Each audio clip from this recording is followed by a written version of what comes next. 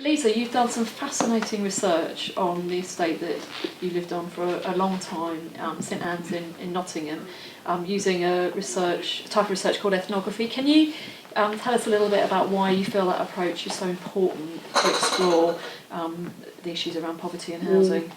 I think most research that has looked at housing over 50 years has kind of been a mix of stats and sort of survey data, which that can sort of give us a picture. It gives us an overall idea what's happening, but actually housing is home.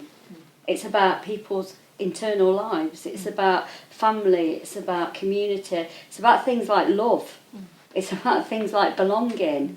Now, you can't ever get at those sort of deep issues that actually are the fabric of every one of our lives. You can't get at that with statistics or survey data. So the research that I do, which is ethnographic, which basically means that I am embedded in that research community, it means that what I can do is I can explore, I can analyse, but also I kind of look at it as exposing sort of inequalities that go unseen, so they're taken for granted. You use the phrase "hidden in plain sight," which I think is a really telling phrase. So the communities that are in our cities, in our towns, that actually a lot of people ignore, and then the places not to go. As you said. Hidden in plain sight is, it's quite common, really.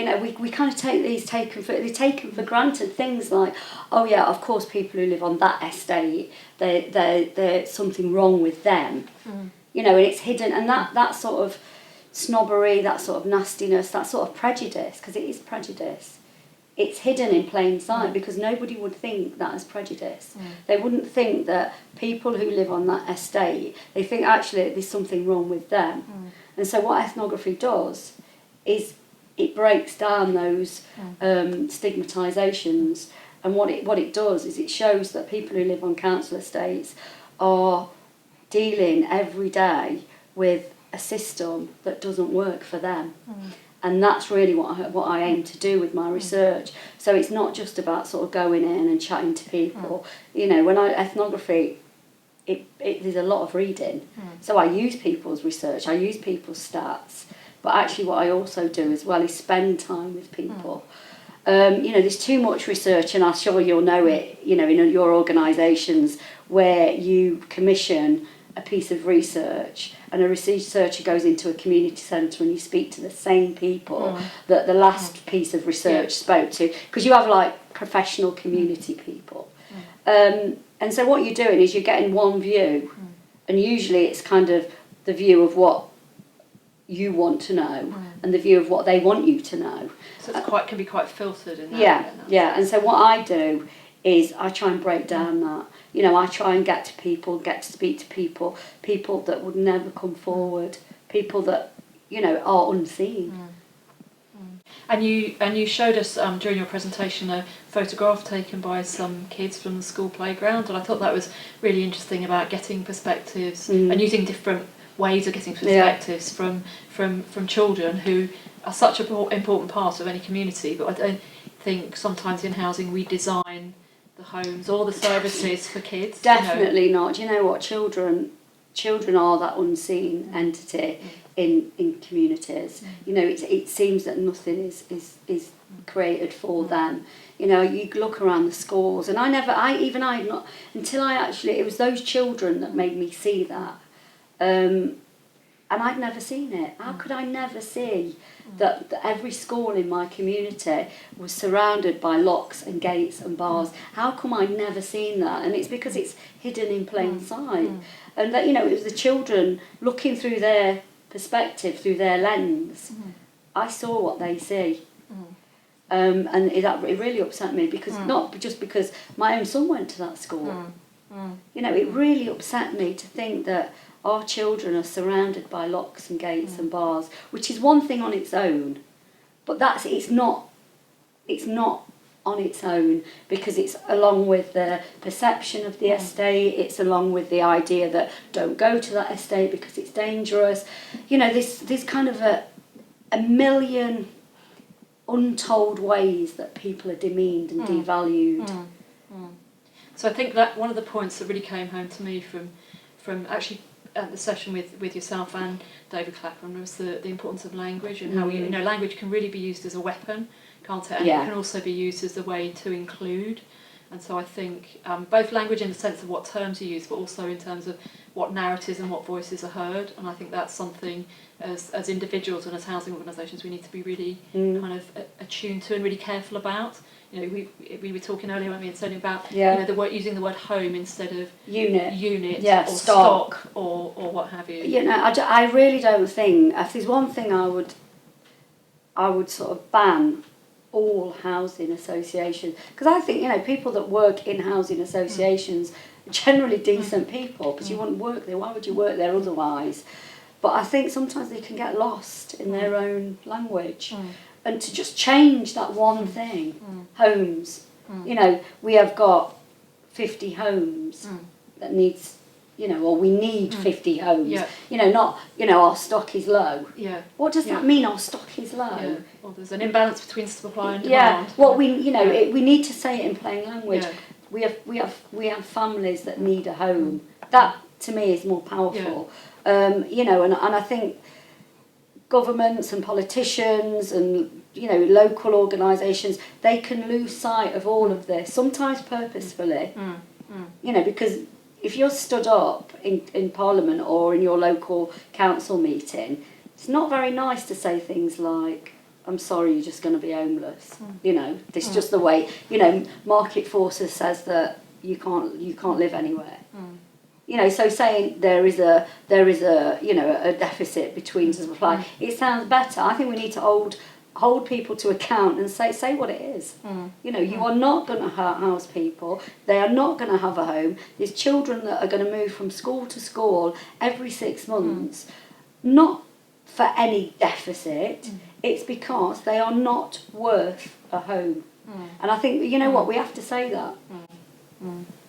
So big challenge really for, you know, sometimes I think we can be a bit too polite. Yeah, times for politeness is over. And actually, yes, you know, and it's that, you know, when I read the just a summary yesterday of the Joseph Rowntree Foundation report on destitution, it just made me really, really angry. You know, over 1 million people. You know, just think this is in the UK in 2015. You know, and so it's finding a way to direct that anger to something positive rather than just ending up feeling very, very cynical. And I think that's what is important about ethnographic work, because what it does is it allows me to tell those individual stories. So what I could do, like today I told the story of the woman that worked in the community centre and our housing and her family and the school and the elderly people and the children. They were so connected that the minute you took her out of that situation, it disconnected so many things. And so we, you know, by telling that one individual story, I've got hundreds and hundreds of those stories, hundreds of them. And I think one of the things that made me really think about that story was that